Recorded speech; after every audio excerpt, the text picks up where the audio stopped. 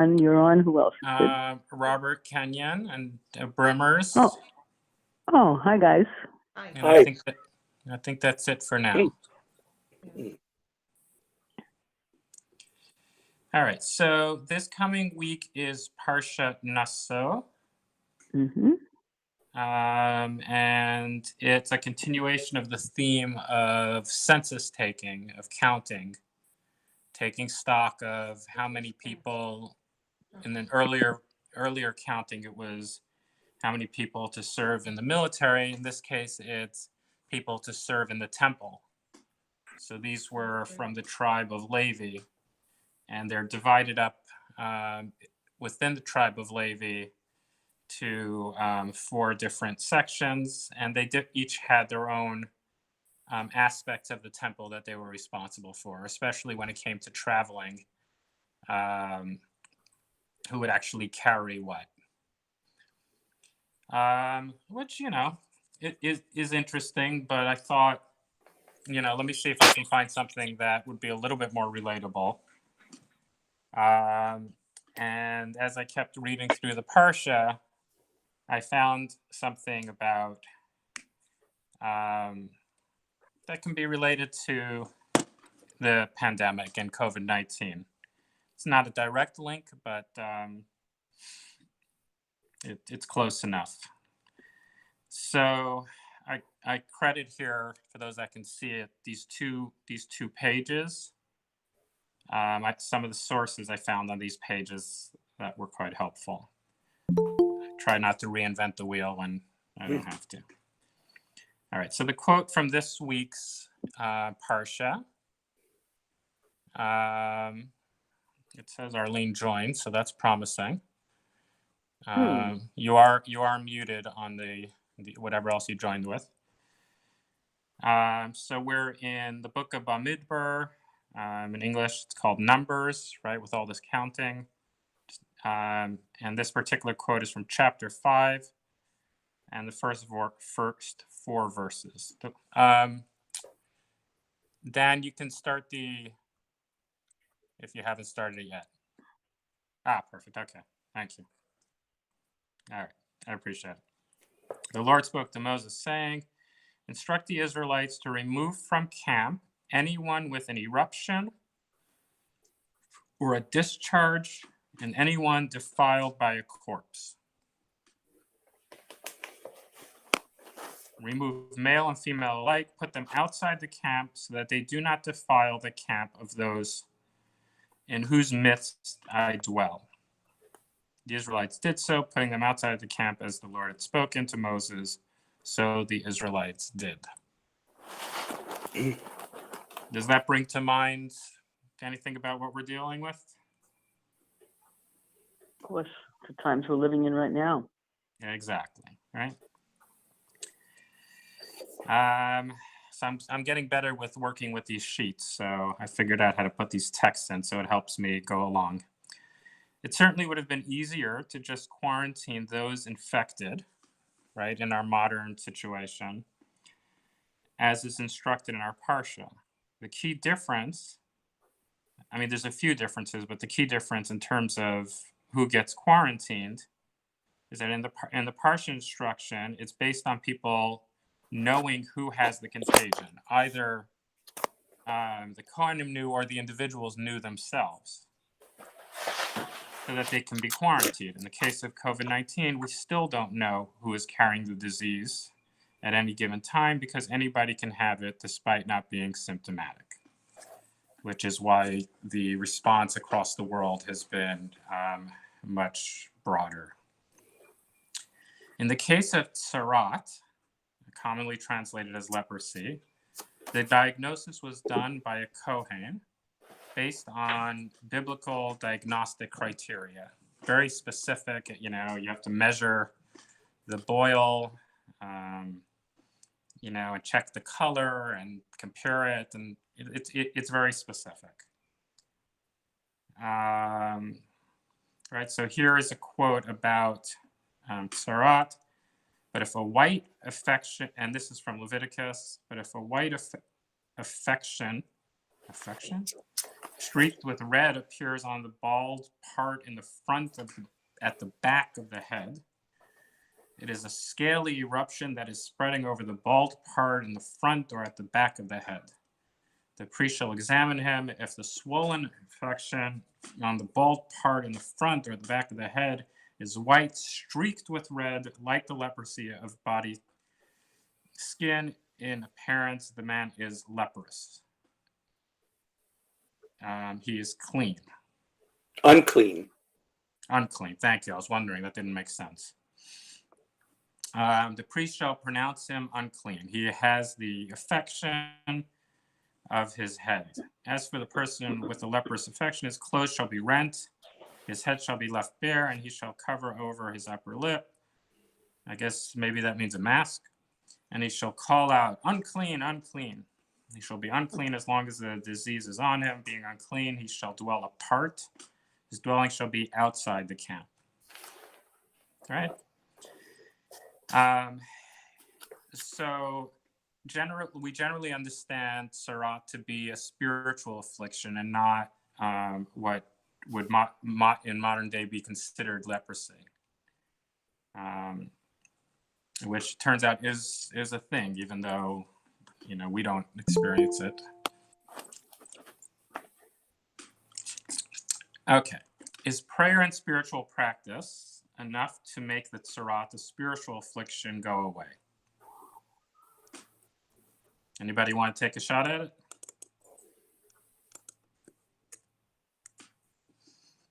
All right. Every Rosh Hashanah and Yom Kippur, we recite the prayer of Unesana Tokev, which is climaxed by the culminating verse, which the congregation proclaims as one. Penitence, prayer, and righteous acts avert the severe decree, right? Tshuva, tefillah, tzedakah, mavir, and asagzira, which would suggest that if you do these things, that's sufficient. However, in the following story, we see that even the prayer of Moses was insufficient and quarantine was required. If prayer alone, even from Moses, wasn't good enough for a spiritual affliction, our prayer in temple isn't sufficient for a physical virus, right? It doesn't say that it doesn't help, but it's not enough. So this is the story about Moses and his sister from the book of Numbers, chapter 12, 10 to 15. As the cloud withdrew from the tent, there was Miriam stricken with snow-white scales. When Aaron turned toward Miriam, he saw that she was stricken with scales. And Aaron said to Moses, "O my Lord, account not to us the sin which we committed in our folly. Let her not be as one dead who emerges from his mother's womb with half his flesh eaten away." So Moses cried out to the Lord, saying, "O God, pray heal her." But the Lord said to Moses, "If her father spat in her face, would she not bear her shame for 7 days? Let her be shut out of camp for 7 days, and then let her be readmitted." In other words, she needs to be quarantined. So Miriam was shut out of camp 7 days, and the people did not march on until Miriam was readmitted. It's fascinating, this text, and to imagine, this conversation. Based on this text from the Talmud, our sages were also aware of airborne contagions. This is from Babylonian Talmud, Bava Kama. At a time when there is a plague, Rava would close the windows of his house, as it is written, "For death is come up into our windows." Right? And that's often in the Talmud when somebody tells a story or gives an opinion, that they'll attach it to a text that often has very little to do with it, but that would be the underpinning that they use. In the following text, we see a rationale for going to doctors, and not just Kohanim or the scholars of the Talmud, when we have medical issue. Amar Abaya. Abaya said, one should not say this as it was taught in the school of Rabbi Shmuel, that from the verse, again, so he's taking a verse and then he's going to say his opinion, and shall cause him to be thoroughly healed. From here we derive that permission is granted to a doctor to heal. The practice of medicine is in accordance with the will of God. So despite acknowledgement from some rabbis that the medical profession and the rabbinate are not the same thing, clearly some rabbis saw themselves as pretty knowledgeable in medical procedures. The following text, and you have that in modern day as well, right? You have a doctor who's about to do something and somebody says, hold up, I need to consult with my rabbi, right? And then the rabbi gets involved and says, nope, you're not allowed to do this. And the doctor is baffled. He's thinking to himself, I don't tell the rabbi how to do religion. Why is the rabbi telling me how to do medicine? All right. And there are rabbis who actually specialize in medicine, and they're specialized. But just getting a rabbinic degree does not make you a medical specialist. And any rabbi who pretends that he is one just based on a basic smicha is being irresponsible, in my opinion. The following text seems like a pretty extreme example. I bring it to remind you that while there is great wisdom in the Talmud, there's also fanciful tales that there's no way we can take seriously in the modern age. In other words, the Talmud is not Jewish law, but rather a discussion of laws, fables, and imaginings, right? And there's great wisdom. It's not to minimize it, but often people will take something from the Talmud as if this is the authoritative text. And it's particularly done by people who are anti-Semitic, who want to paint us badly. They'll find the ugliest and strangest texts of the Talmud and say, you see, these Jews are just complete nuts. And all they want to do is drink Christian blood, or whatever other extreme mishigas they want to come up with. And it, for somebody who doesn't understand the nature of the Talmud, that it's basically a recording of discussions. Now, sometimes people have very serious discussions, and sometimes they're kidding around, or they're, without going too political, when the president said something about, bleach and infrared or whatever, killing the disease, if it was in a Talmudic discussion, it might have fit in, right? If it was in a medical journal, a person would lose their license, right? It's all about context. If it's said by the president at a news conference, I'm not gonna go there. All right. So here's this page. The whole page is fascinating, but it's really long. So I'm not going to read the whole page, but if we have more time later, we can go back to it. The Gemara inquires, what are the symptoms of ra'atan? So clearly it's some kind of illness, because it's talking about symptoms. So it answers, his eyes water, his nose runs, drool comes out of his mouth, and flies rest upon him. Does it sound like anything anybody can think of?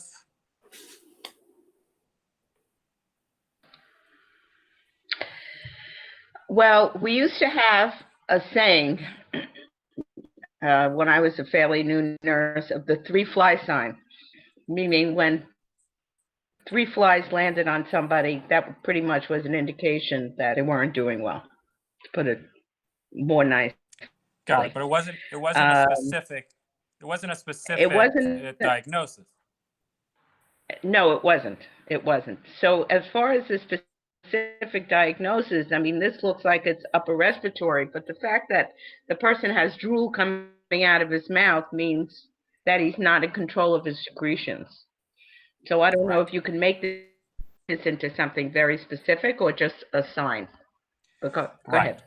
And so modern scholars have attempted to try to figure out what this is,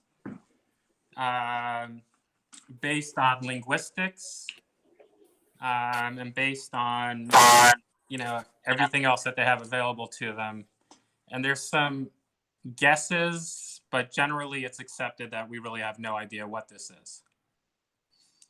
The Gemara, right, so we said, okay, the Gemara further inquires, and what is his cure? So the answer is to remove, what is his cure? To remove the insect found in his head, which is associated with this illness. Abaye said, 1, take pila and ladanum, which are types of grasses. So just to be clear, the parts that are in bold are the actual Talmud. The parts that are not in bold should really be in brackets. They're kind of their add-ons to help us understand it in the translation. And so he takes pila and ladanum, whatever they are, and the ground shell of a nut, and shavings of smoothed hides, and artemisia, and the calyx of a red date palm. And one cooks them together and brings the patient into a marble house, i.e. one that is completely sealed. And if there is no marble house available, the one performing the treatment brings the patient into a house whose walls have the thickness of 7 bricks and 1 small brick. So maybe like 7.5 bricks. And the one performing the treatment pours 300 cups of this mixture on the patient's head until his skull is soft.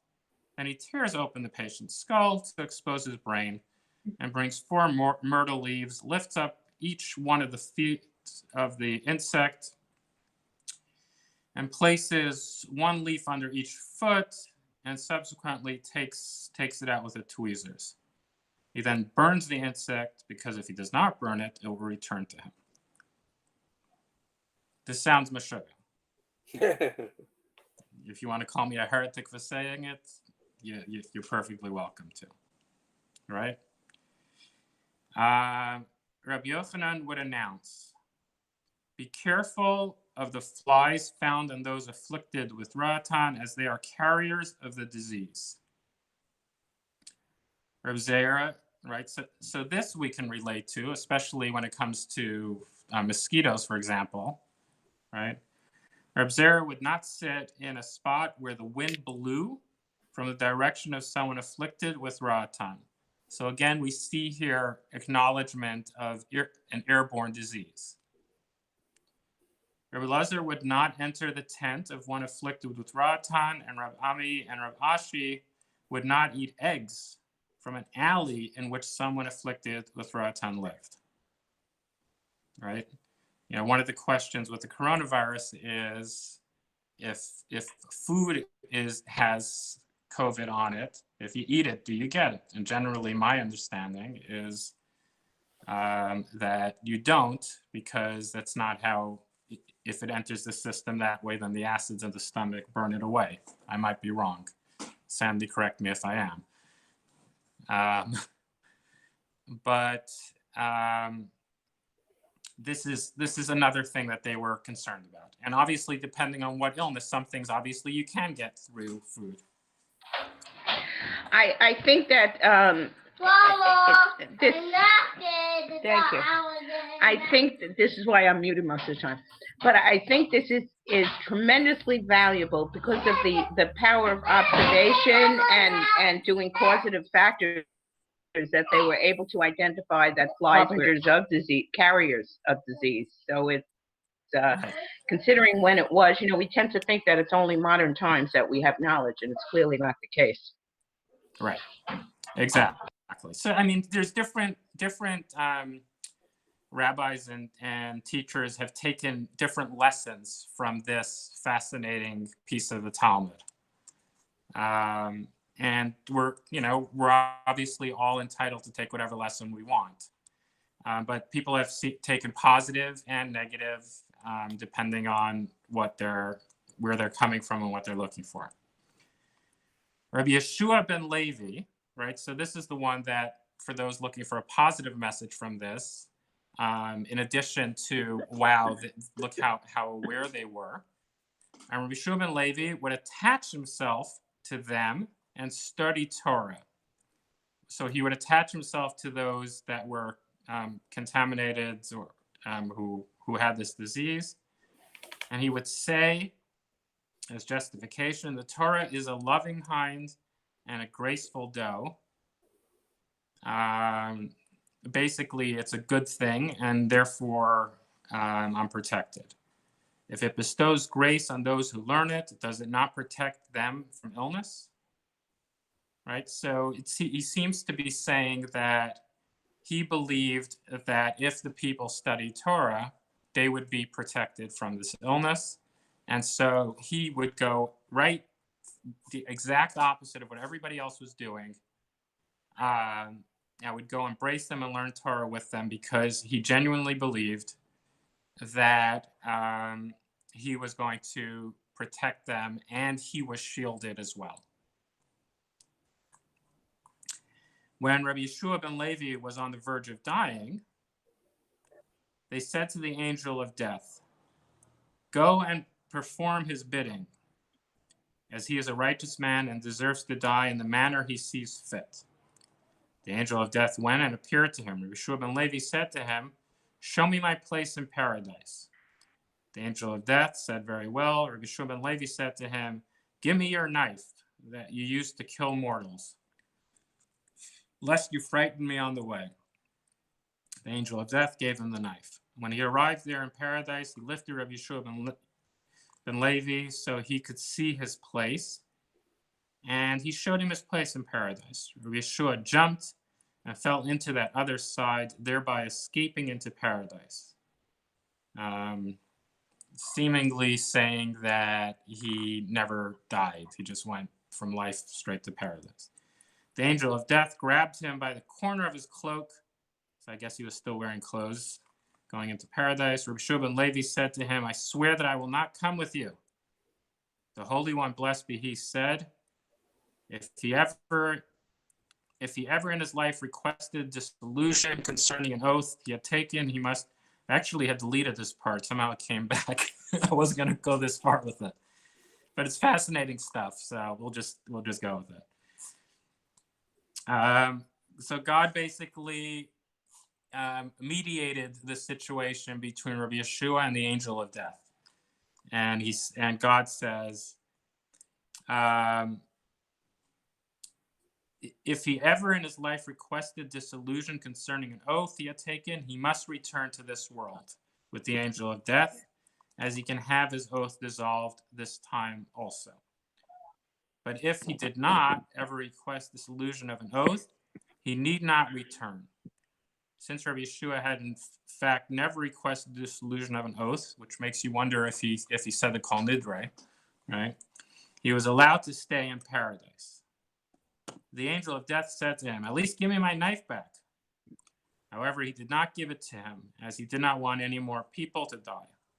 A divine voice intervened and said to him, "Give it to him, as it is necessary to kill the created beings. Death is the way of the world." Elijah the prophet announced before him, "Make way for the son of Levi," talking about Rabbi Yeshua ben Levi. "Make way for the son of Levi." Rabbi Yeshua ben Levi went and found in paradise Rabbi Shimon. Over here it says Ben Yochai. I'm assuming in the Aramaic it's Bar Yochai, who we were just talking about in Lag BaOmer. So he found Rabbi Shimon Bar Yochai sitting on 13 golden stools. Shimon Bar Yochai said to him, "Are you the son of Levi?" He said to him, "Yes." Rabbi Shimon said to him, "Was a rainbow ever seen in your days?" He said, "Yes." Rabbi Shimon retorted, "If so, you are not the son of Levi." as he is a completely righteous man. During the lifetime of completely righteous people, no rainbow are visible, as they are a sign. Anyway, we're digressing here. I'm going to go just keep moving. It's not so, blah, blah, blah, blah. All right. Rabbi Hanina bar Papa was a friend of the angel of death. That in itself is mind-blowing. What does that even mean? So Rabbi Hanina is the buddy of the angel of death. See him frequently. When Rabbi Hanina was on the verge of dying, they said to the angel of death, "Go and perform his bidding."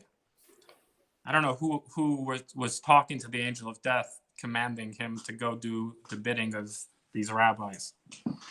Anyway, it doesn't say that. He went before him and appeared to him. He said to the angel, "Leave me for 30 days until I have reviewed my studies. For they say, happy is he who comes here to paradise with his learning in his hand." He left him, and after 30 days, he again went and appeared to him. He said to the angel of death, "Show me my place in paradise." He said to him, "Very well." Rabbi Hanina said to him, "Give me your knife, lest you frighten me on the way." The angel of death said to him, "Do you wish to do to me as your friend Rabbi Yeshua ben Levi did and escape?" He said to him, "Bring a Torah scroll and see. Is there anything written in it that I have not fulfilled? I am therefore worthy of entering paradise alive, as did Rabbi Yeshua ben Levi." He said to him, "But did you attach yourself to those afflicted with Ratan and study Torah as he did?" So this is how it comes full circle to the Ratan. Clearly from this tale, what the Talmud is telling us is that the Rabbi Yeshua ben Levi is the one who is virtuous for putting himself in harm's way with his faith, right? So a little bit hard to swallow, but that's the perspective here. The Gemara comments, even so, despite the fact that he was not equal to Rabbi Yeshua ben Levi, when he passed away, a pillar of fire separated him from everyone as learned. All right, we're going to move on from the pillar. All right. Abaye said, the purpose of...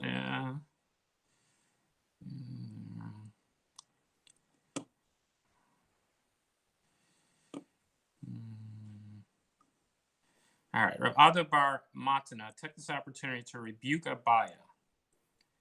The Gemara comments, and that is not so, as he in fact did have a guardrail. Hold on, I'm just blowing it on. Rav Hanina said, "For what reason are there no people afflicted with Ratan in Babylonia?" Right, which is where they were. Because the Babylonians eat beets. So forget about ginger, forget about zinc or vitamin C or D, it's beets. And drink beer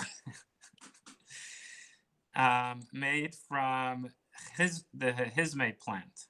Rabbi Yochanan said, "For what reason are there no lepers in Babylonia? Because they eat beets, drink beer, and bathe in the water of the Euphrates, all of which are good for the body. They return to you." So basically, I think the point is pretty evident. They were working with the information they had. It was impressive, and at the same time, when a plague came around, a lot more people died. And they did the best with the information they had, but thankfully, they also told us that God gives permission to the doctors to heal. And so we can listen to the doctors. And even though beets are probably good for you, they're not going to save you from COVID. All right. Based on this text from the Talmud, if one sneaks into a synagogue to pray alone, this is the following text, not the previous one. They are still in danger. They may be social distancing, but the angel of death leaves his utensils there. All right, this is just on that theme of the angel of death and how the angel of death works. I don't pretend to know what that means, but it sounds sufficiently scary to me. So anybody who plans to sneak into CBJ and pray, be careful. Just saying. I know you're listening, Arlene. The sages taught, if there is a plague in the city, a person should not enter the synagogue alone, as the angel of death leaves his utensils there, and for this reason it is a dangerous place. It's a fascinating concept. Number one, what are the tools of the angel of death, and why is he leaving them in the synagogue? Doesn't say. But clearly they wanted to get the message across that it's dangerous out there, and don't be, think you're so smart and you're going to synagogue is going to protect you. And this matter, having said that, it's a little mitigated by the next thing they say. In this matter, the danger in the synagogue applies only when there are no children learning in the synagogue, and there are not 10 men praying in it. The men part is the translator's own add-on. It doesn't actually say that in the Talmud. It just says 10. But if there are children learning or 10 praying there, it is not a dangerous place. On the other hand, the passage suggests that with a minyan, one is at least protected from the utensils of the angel of death. It helps if you have hand sanitizer and some other things. All right, let me see. I'm not really sure why I brought this text, but I'll figure it out in a second. The sages taught, if there's a plague in the city, gather your feet, i.e., limit the time you spend out of the house, as it is stated in the verse, and none of you shall go out of the opening of his house until the morning, quoting from Isaiah. And it says in another verse, come, my people, enter into your chambers and shut your doors behind you. Hide yourself for a little moment until the angel has passed by. The anger. What's that? The anger has passed by. Thank you. Maybe I should wear my glasses. And it says, outside the sword will bereave, and in the chambers terror. Right? So we're clearly getting some mixed messages here. But the idea of isolating is coming through. Unfortunately, we can't just quarantine quarantine a few people and avoid the pandemic. The following text teaches us that hand washing is really important, and it certainly isn't a new idea. So this is from the Shulchan Aruch, the Code of Jewish Law, Aruch Chaim. The following things require washing the hands in water after them. One who rises from bed, goes out of the bathroom or of the bathhouse, one who cuts his nails, takes off his shoes, touches his feet, washes his head. Some say also one who goes among the dead or touch the dead, one who cleanses his clothes of lice, has sexual intercourse, touches a louse, or touches his body with his hand. Anyone doing any of these and not washing his hands, if he is a scholar, his studies are forgotten. If he's not a scholar, he goes out of his mind. Take that spiritually, physically, it's good advice as a general rule. If you add soap, it's even better. Alcohol, if you don't have it. But even the Shulchan Aruch has lots of superstition that I find hard to take seriously. And it reminds me, growing up, we were taught to take these superstitions seriously. And a lot of times we do. It reminds me of a Russian friend of mine. You know, and a lot of Russians pride themselves on being atheist and rational. You know, that was part of the communist ideal. But I find a lot of Russians to be incredibly superstitious. And in Judaism, it's, you know, there's so many layers of the sources of where we get things. Anyway, judge for yourself based on this following text. One must refrain from putting coins in one's mouth, lest it's covered with dried saliva of those afflicted with boils. So far, so good, right? He should not put the palm of his hand in his armpit, lest his hand touch a metzora or a harmful poison. He should not put a load of bread under his armpit because of the sweat. He should not put a cooked item or or drinks under the bed, since an evil spirit rests on them. This is where it gets more interesting. He should not stick a knife in an esrog or a radish, lest one fall on its edge and die. And it keeps going, right? So there's a lot of good pieces of advice, but every once in a while, there's a spirit or something like that that creeps in. So, for example, if you cut your nails, if you don't pick them up and somebody walks over it, a pregnant woman walks over it, they run the risk of a miscarriage, and all kinds of things like that. We need to listen to the experts and not be arrogant to think we are smarter. So just so to motivate us, this is from the Mishnah and Yuma. If a pregnant woman smelled food on Yom Kippur, they feed her until she feels restored. A sick person is fed at the word of experts. And if no experts are there, they feed him upon his own request until he says enough. Right? So we're talking about Yom Kippur here, right? Which is, it's a pretty big deal to break the fast on Yom Kippur. And so instead of saying, yes or no, when an expert is available that can say essentially this person is at risk if they don't eat, then we're supposed to follow that expert. And some more quotes that seemed appropriate to what we're working with from the book of Proverbs. A man's spirit can sustain him through illness, but low spirits, who can bear them?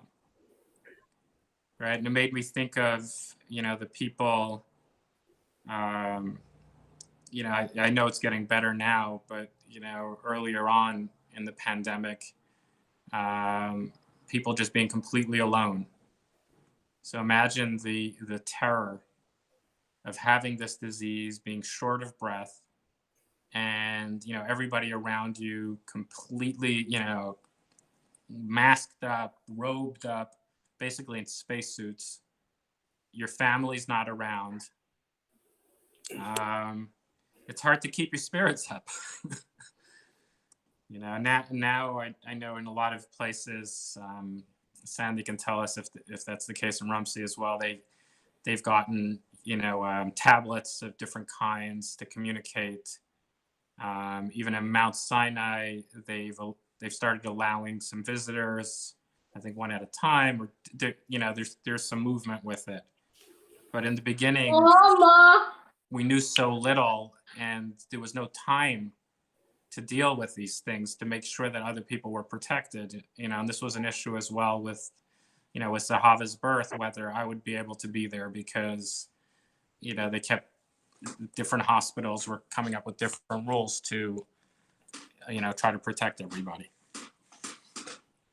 Another quote, this is from Isaiah. "Oh, let your dead revive, let corpses arise, awake and shout for joy, you who dwell in the dust. For your dew is like the dew of fresh growth, you make the land of the shades come to life." I threw that one in there because one of the common questions I get, and you've all heard me say this before, but some people forget, or I don't know. But here's an explicit example of a belief in resurrection from the book of Isaiah. Right? Now, people are entitled to have whatever beliefs they want, but when people ask, what does Judaism believe? This is certainly at least a significant Jewish source that explicitly mentions that. And I brought it in this context because a lot of people died, and for some people, this idea is comforting. And then one last one. When you take a census of the Israelite people according to their enrollment, each shall pay the Lord a ransom. I meant to push this one up the page. For himself on being enrolled, that no plague may come upon them through their being enrolled. Right? So this is another example of where the Torah seems to suggest that if you give charity or if you follow the mitzvot, that you'll be protected, right? So in some places, the message seems to be that that's sufficient, but in other places, we see a clear message of, yes, that's important and that will help you, and listen to the experts, and doctors are given the role to heal.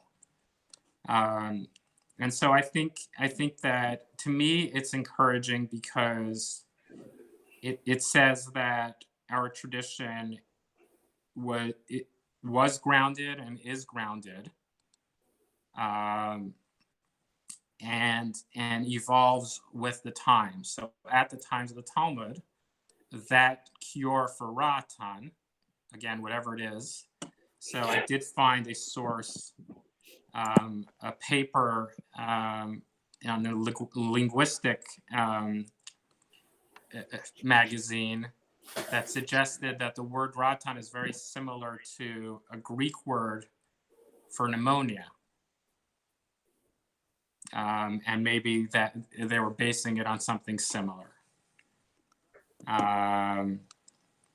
But whatever it was, they were going with the information that was available to them, right? And the message to us is that we need to go with the information that's available to us, and that we need to listen to experts, and at the same time, as religious people, to whatever degree we consider ourselves religious people, we also pray, we give charity, we examine our ways, and we're careful, and we're careful to take precautions. And I think we question, we question too. And we question, exactly. I mean, that's the other beauty of the Talmud, is that it shows people, challenging and questioning. And differences of opinion. Exactly, right? And it goes back to, what was taught at Sinai. And, it's not clear, but, when they give an opinion and then they bring a quote, which doesn't seem very related, but tangentially related, to me, it suggests that that's what they got in their Torah study. And then when they're trying to figure out this new situation, and they don't have a direct teaching on it, they scramble the Torah, and they find the thing that seems closest to it, and they pull the lesson from that. Sort of like Supreme Court justices. Yeah, exactly. You look for the precedent, right? And sometimes the precedent is pretty far out there because it's just so different. So I know that, some of these ideas are not rocket science, but I thought, seeing some of these different texts might give it a different perspective. I hope you enjoyed it. Thank you. Yes, indeed. Thank you, Rabbi. Absolutely. Any questions? Yes. Thank you, Rabbi. Yashikov. Absolutely. Thank you, Rabbi. Does Jay have a Thank you. question? Sorry I was late. That's okay. Just in time, Jack, to say bye-bye. Just in time to say Yep, bye-bye. gotta go. So Dan has been recording these and putting them on YouTube, right?